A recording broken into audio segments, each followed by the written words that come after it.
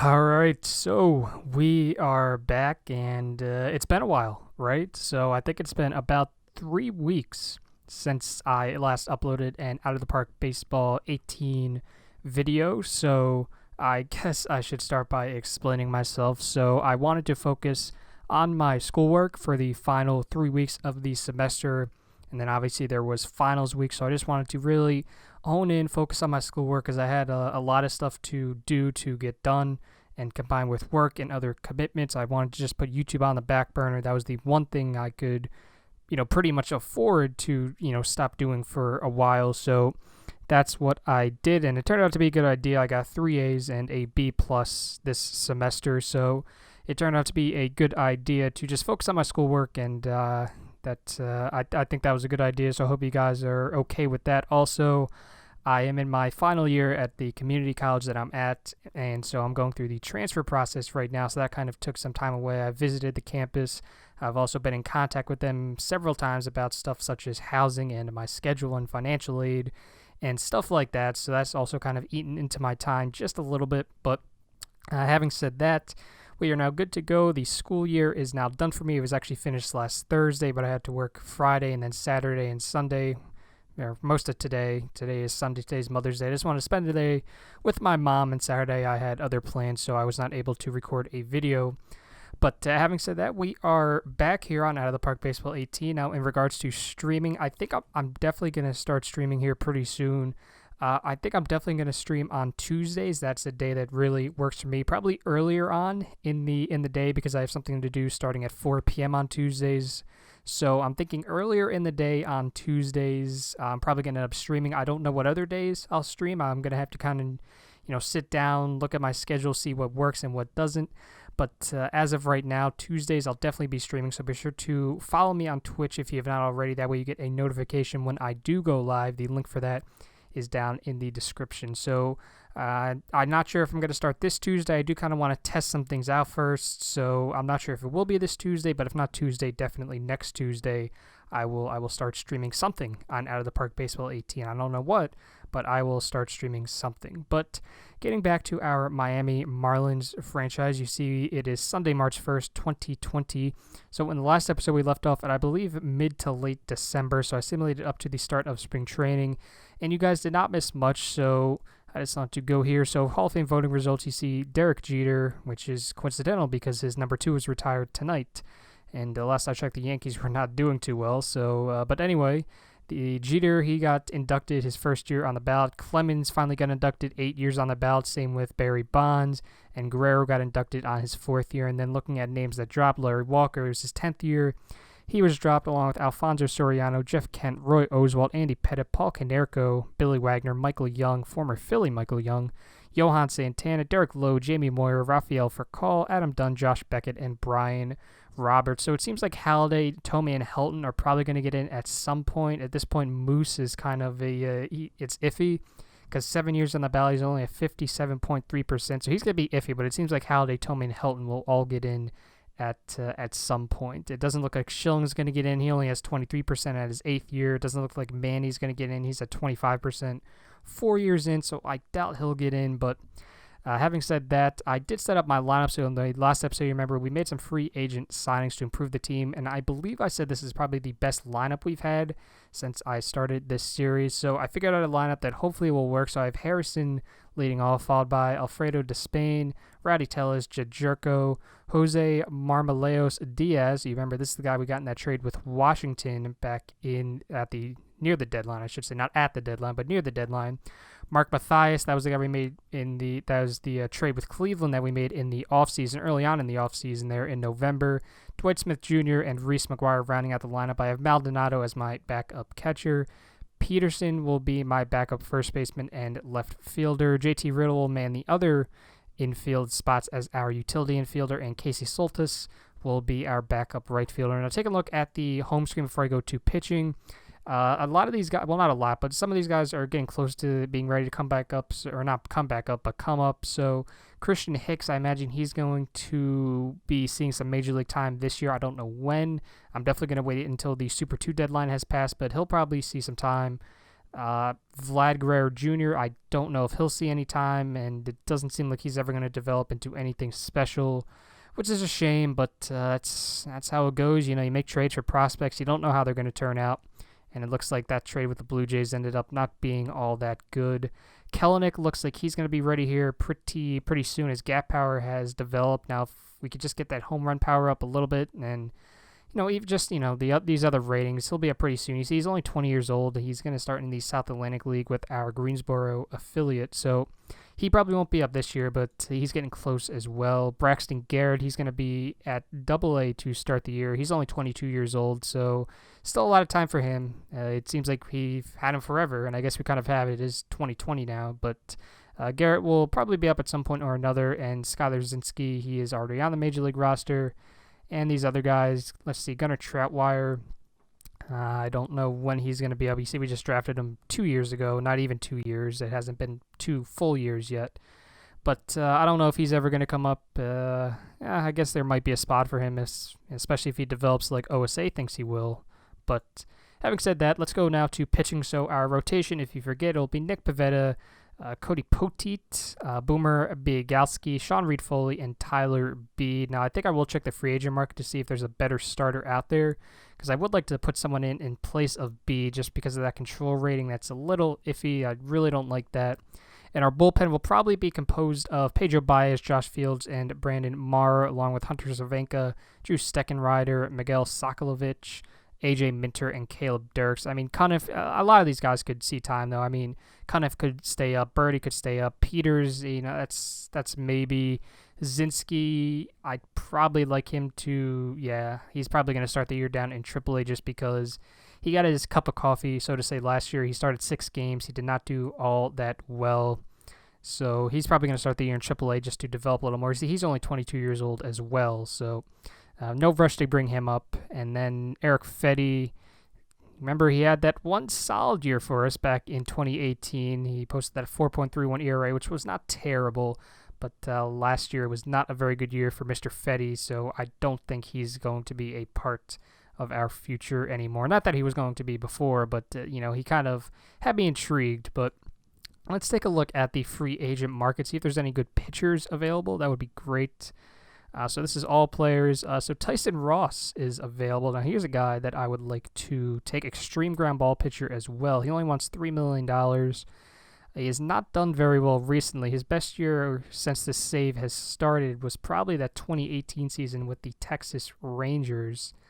So I think I'm going to take a chance here on this 32-year-old Tyson Ross just because, oh wow, Jose Bautista still in this game. Wow.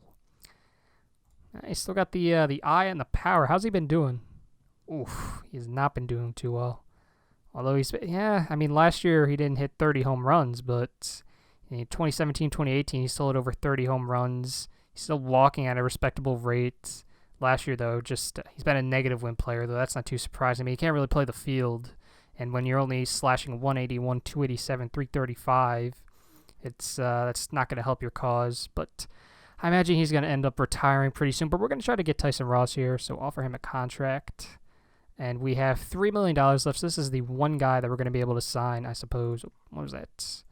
Contract. Okay, so he's fine with that offer, so I imagine we're going to get him. So we're just going to simulate up here just a little bit until we officially get Mr. Tyson Ross, and there we go. We got him. So the downside of that is we don't have a lot of money left now, but the upside, oops, hold on. Spring training. Let me just get all this back up. 40-man. Nope, 40-man. The upside is that now we have a better pitcher that we can slot into the rotation. He might be our 4, actually. I think we're going to actually slot him in as the 4. So Bede's going to be out of the rotation. Ross is going to jump ahead of Reed Foley, and I'll actually put him ahead of Biegalski. Just hopefully that works out. And yeah, I'll keep him at the 3 spot. That looks good. But now I think I will simulate to the end of spring training, and then we will come back at the start of the regular season. I will go over any injuries that happen, knock on wood. Knock on wood, hopefully there is no major injuries to our major league team. That would not be a good start to the year, especially with all the injury problems we face in our time here as the GM of the Miami Marlins. But as I said, simulate to the end of spring training, and then I will be back. All right, so It is Sunday, April 5th. You see, it is opening day. Not for us. Our first game is tomorrow at Cincinnati. We will be going up against Michael Lorenzen. But it is opening day around baseball, and we were pretty lucky in the injury department. We only had one day-to-day injury to A.J. Minter, and you see it's only a minimal effect on his performance. So he'll be day-to-day for another 2 weeks, but that was the only injury really that we had. I did make one small roster move. I did send Dustin Peterson down to AAA in favor of Renato Nunez. I just liked his skill set a little better. So we sent down Dustin Peterson in place of Renato Nunez, and that was the only really major roster move I made. It wasn't even really that major. Nothing else has changed. But taking a look at the preseason predictions, your Miami Marlins are predicted to go 74-88, which of course would be a huge improvement from how the team performed last year when we went, 49-113, I believe, something like that. We're supposed to have a 256 team average, score 700 runs, 164 homers, 38 stolen bases. So we really need to add speed to this team. I think that's one of the one area that we're really lacking in at this point. Well, that and pitching, but you see, so a 4.61 team ERA. So we're right there with like Colorado and San Diego and those kinds of teams. So the pitching staff is supposed to be our downfall, not too surprising. We're supposed to let up close to 800 runs. It's got to be close to the most in the league, right? So I see like 1, 2, there's not too many teams that are going to let up more than that. Strike out close to 1,400 batters and walk close to 600. We are not supposed to have any of the top 10 hitters or the top 10 pitchers, which is not too surprising. But going back to our inbox, so our owner, Jeffrey Loria, who is 79 years old at this point, so I imagine this guy has got to, he's got to leave eventually, whether he passes away or he just sells the team or whatever. This guy's got to leave eventually, so hopefully the next owner we get is a lot better in this fiscal personality category. Hopefully he's, very generous, and hopefully he has, more patience than demanding. But I guess we'll just have to wait and see. See, he wants us to try to stay close to an even record, and it is opening day. 3 games today: Orioles at the Yankees, Rockies at the Padres, and Cardinals at the Pirates. And the top 100 prospects list, your Miami Marlins have one representative in Braxton Garrett, the number 8 overall prospect in all of baseball.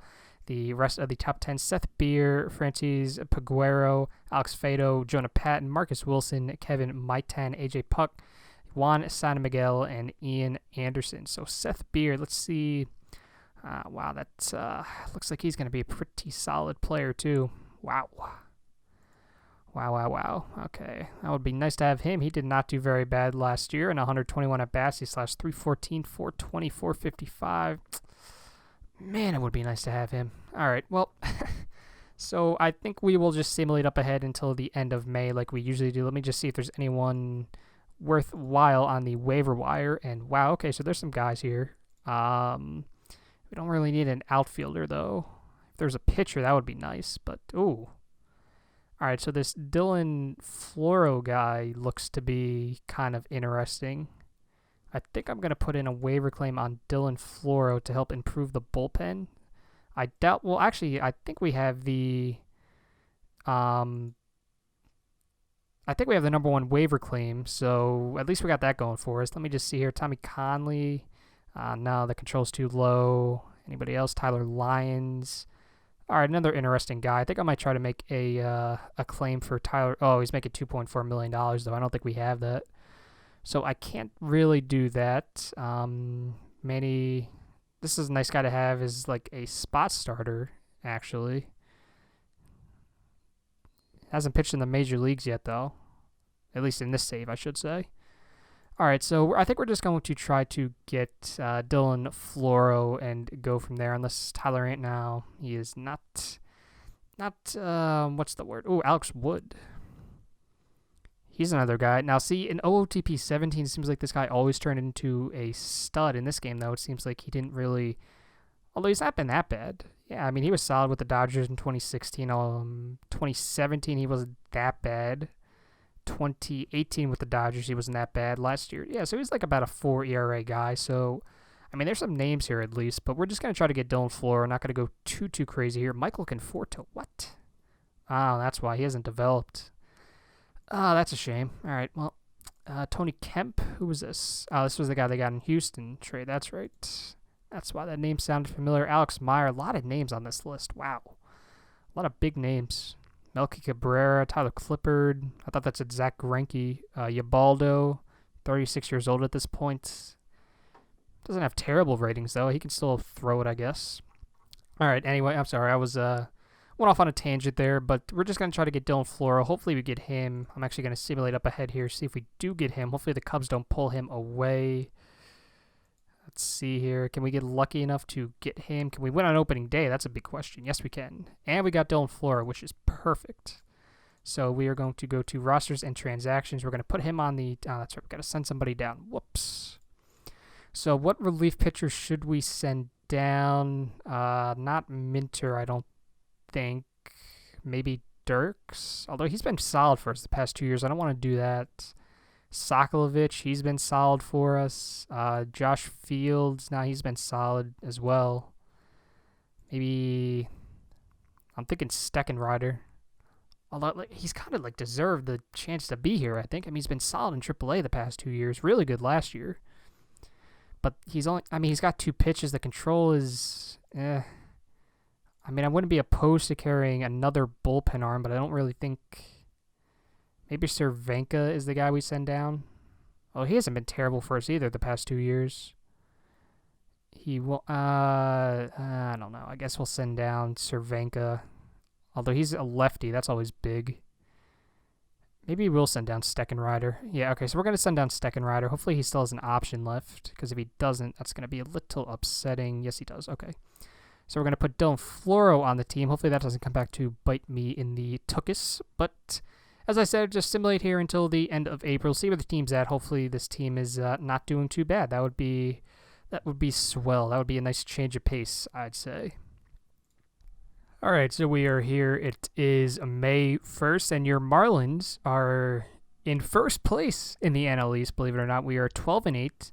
I would like to actually see what our Pythagorean win-loss is. It is 11-9. So your Miami Marlins are not doing all that bad. You take a look at the team home screen right now.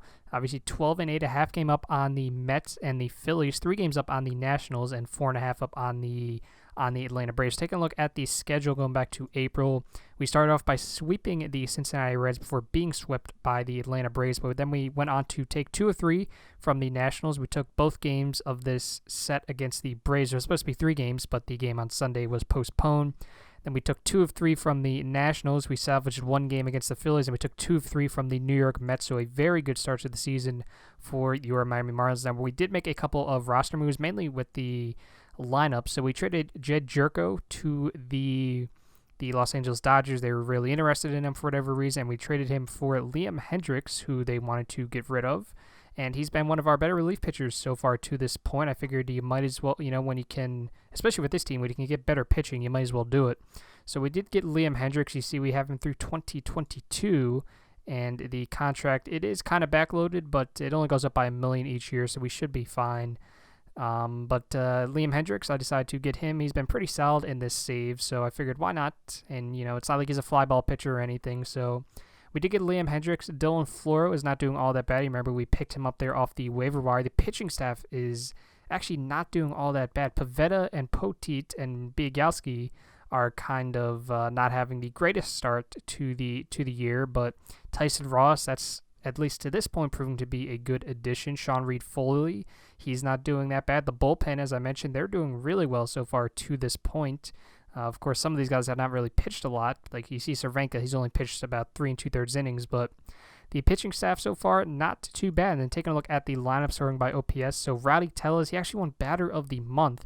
You see he's slashing .412, .478, .863 with an ISO of .450.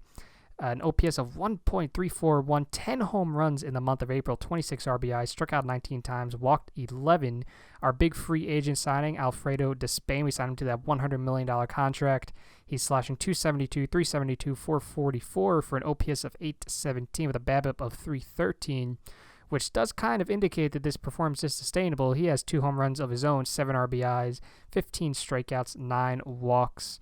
Dwight Smith Jr., a solid start to the year as well. He's stolen a couple bases for us. He's sitting close to 300, OPS and close to 900.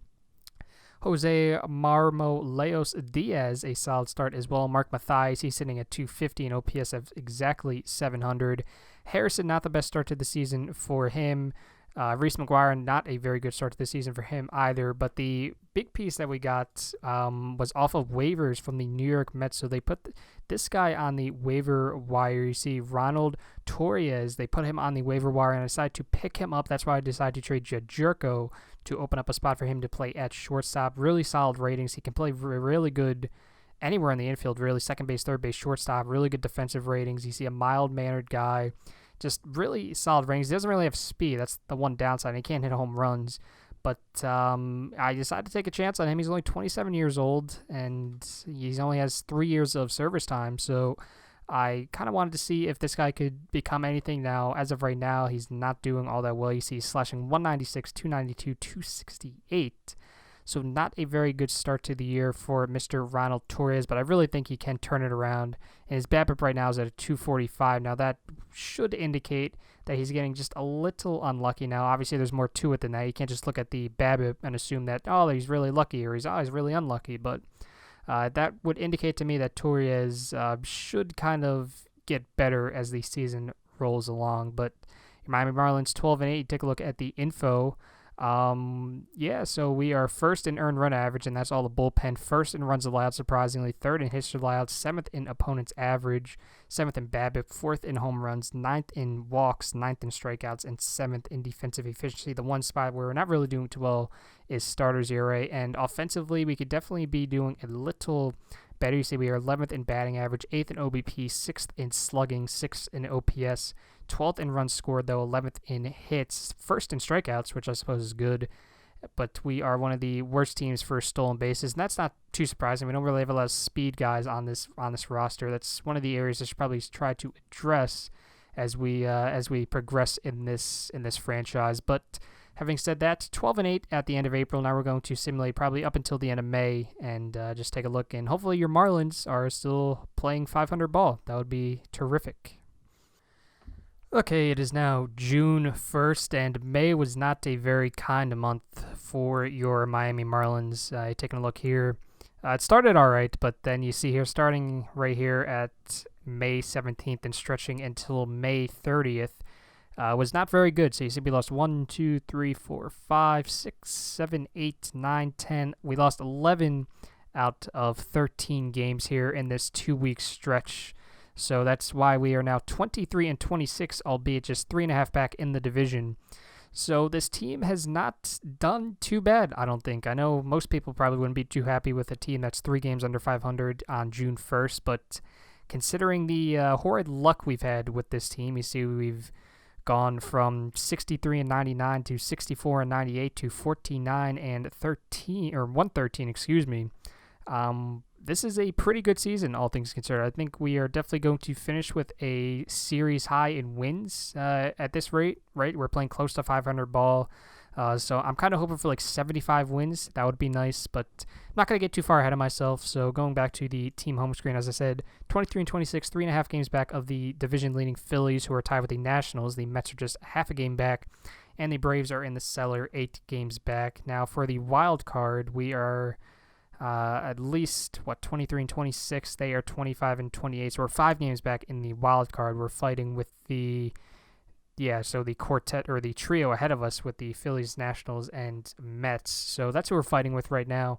But taking a look now at the lineups and the OPS, Tellez is still doing very well. He's not hitting over 400 anymore, but he's still slashing 354, 407, 677, OPSing over 1,000.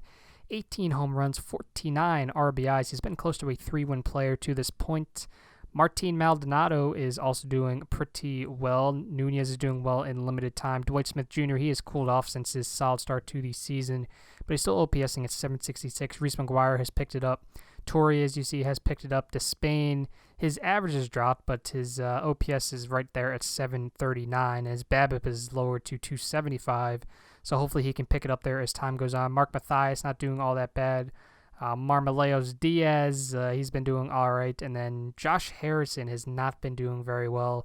He's slashing just 191, 218, 263. And I have him in my leadoff spot right now, but I'm kind of thinking I should probably change that. maybe move him down in the order. So I think I will do that. You see Torres there. He's just day-to-day, uncertain return date, but minimal effect there with that sprained ankle. So that is that. Moving now to pitching, and that's what it is. It's just the starting rotation has just been awful again this year. The bullpen's been really good. You take a look at the bullpen; it's been very, very reliable this year. But the starting rotation has just been god awful. All of these starters have an ERA of at least 4. And if you take out Reed Foley, you see Biegowski has an ERA close to 5. Ross has an ERA close to 7. Poteet has an ERA close to 6. Pivetta has an ERA just over 5. And I know you can't just look at ERA. It's a lot deeper than that. But just looking at these base statistics, the starting rotation has not done very well. And you see, we're dead last in the NL in starters ERA. We're 10th in earned run average. We're first in bullpen ERA, but we're dead last in starters ERA. The bullpen is really carrying this team. The starters are really bringing this team down. The offense isn't that bad either. Like, the offense is roughly league average in most of these categories. But you see, these starters are really just bringing the team down. I'm not sure really what I can do. Just taking a look at the free agent here. Let's see maybe if there's any starting pitchers available. Not really. There's Valter Bonilla. I don't think I'm gonna sign him. Honestly, I don't know how much worse. Yeah, he only has 40 stamina too. I was gonna say I don't know how much worse he can be than what we have right now. I guess I could sign Cashner if I really wanted to, but I don't really think that's an upgrade. Taking a look at go back to rosters and to AAA, just taking a look here. Actually, it would probably be easier just to do this and then go to AAA. I don't really know if there's an upgrade down here. Maybe, you have to remember that these guys are playing in the Pacific Coast League, but I don't know if Zinski is an upgrade. I don't know if Peters would be an upgrade. Maybe Bede. He has the experience. All these guys have experience, but I'm not too sure. Steckenrider is doing incredible, but he has an earache, damn. But I don't have a spot in the bullpen for him. Let's take a look at AA. Garrett is I would like to see him be doing a little better. Some of these guys are doing well, but I'm not gonna call up Delgado or Cabrera right now. Mejia's not ready. Brigham, he's definitely not gonna get the call. So I'm not too sure what I can do at this point other than just stay the course, maybe make a trade for a starter, although I don't really want to, because I don't really want to trade any of my young prospects since we're not going to contend this year, so it's not like I should trade the prospects that I have for a starter, although we really need a starter badly. We really do. Why are these guys doing so bad? What is Pivetta looking at he's letting up 4 runs. Although he's not been doing that bad. He had to have one or two really bad starts to put up that ERA because he's not doing that bad. It doesn't look like Cody Poteet. Yeah, okay, so see, this guy is doing that bad. He had that one good start against Cincinnati, but you see he's barely getting through the 4th inning in most of these starts. He's letting up 4 runs, 5 runs. Yeah, that's the issue. It seems like a lot of these guys are just not lasting very long. Yeah, come on. This guy, Ross, isn't getting through the 4th inning. He can barely get through 5, aside from that one right there. So Ross is not doing very well. He's consistently inconsistent, I guess would be a good way to put it. That's the problem with a lot of these guys. They're just not getting through the 4th inning. 3 innings, 4 innings, 4.2 innings. That's the issue. These guys are not getting through. And that's the frustrating thing too. You take a look at Biegowski, for example. 7 innings of 2 hit, 1 run ball, 5 strikeouts, 1 walk. And then you compare that to his previous start, 3 innings of 7 hit, 5 run ball with 4 strikeouts, 2 walks, and a home run allowed. Now, I know part of that is because of the team. Obviously, the Dodgers are a better team at this point than the Reds, but still, Atlanta, right? 6 innings, 3 hits, 1 earned run, 5 strikeouts, no walks. And then he follows that up with a start against the Angels where he goes 4 innings and allows 5 runs. So, albeit only 2 earned runs, but still, it's frustrating. At least Sean Reed Foley's doing good. So that trade with Toronto, let's revisit that real quick. So scroll all the way down. It was pretty early, yeah. So that trade with Toronto is not, well, I guess it could be worse, I suppose. Tellez has definitely worked out. I'd say Smith, has he worked out? I'd say Smith has probably worked out. Sean Reed Foley, he's starting to work out at this point, although he's not the ace that I kind of wanted him to be. Vlad Guerrero Jr. has done nothing and McGuire's been a solid piece. So obviously the Blue Jays, I think, got the better end of that trade for sure. How's Conley doing, out of curiosity? So he's still with Toronto. He has a 3.65 ERA. Yeah, that'd be nice. Is Stanton still in the league? Yes, he is. He's 30 years old. He tore his meniscus. Ouch. And he's not doing too well either. So, I mean, he's still hitting bombs, but the average is definitely not there. The OBP is not there either. How's Real Muto doing? Real Muto, yep, he's still doing well, though now he's not on Toronto now. He went from Toronto to the White Sox. Let's see, Bear Claw. I saw someone in the comments say Bear Claw. I thought that was pretty neat. Yeah, he's been doing good, although we don't really need relief pitching, so I guess we could have afforded to get rid of that. Then Yelich, I met, yeah, so Yelich is still doing well. He's still with Toronto. So most of these guys are still with Toronto, it looks like. The only guy that's not still with Toronto is Real Muto. So that's interesting. So, I don't know. I guess Toronto kind of won that trade, but yeah, the prospects I got, I mean, I got 5 prospects, and they never really, I mean, Tellez has developed quite nicely, I would say, but I don't know. It's, you live and you learn. You just try your best. Oh, there's Torres, by the way. How about that? So who was he traded for? So the Yankees received Meyer for, I knew that name sounded familiar. So he was in the Yankees farm system at one point. So Torres and Alvarez for Alex Meyer. So that's interesting. Wow, look at all these trades we made. We made that trade with Toronto. We made this trade with Minnesota. That was the Chen trade. Wow, going all the way back to 2017, back when the series first started. What was that, back in March, April? Good times. But I think I'm going to end the episode here because taking a look, so it's been going on for 50 minutes now. I know when I edit, it won't be that long, but it's been going on for a while, so not a lot of trades made this year either. Only 3 trades. That's interesting. But having said that, yeah, we're going to end here. In the next episode, we'll get through June, through the draft, through the All-Star break, through the deadline, and go from there. But your Marlins right now, not all that bad. It's I'm not going to say it's a pleasant surprise because obviously I'd like to be doing better. But, all things considered, I'm happy. I'm content with 23 and 26. But having said that, thank you for watching, and I'll see you in the next episode.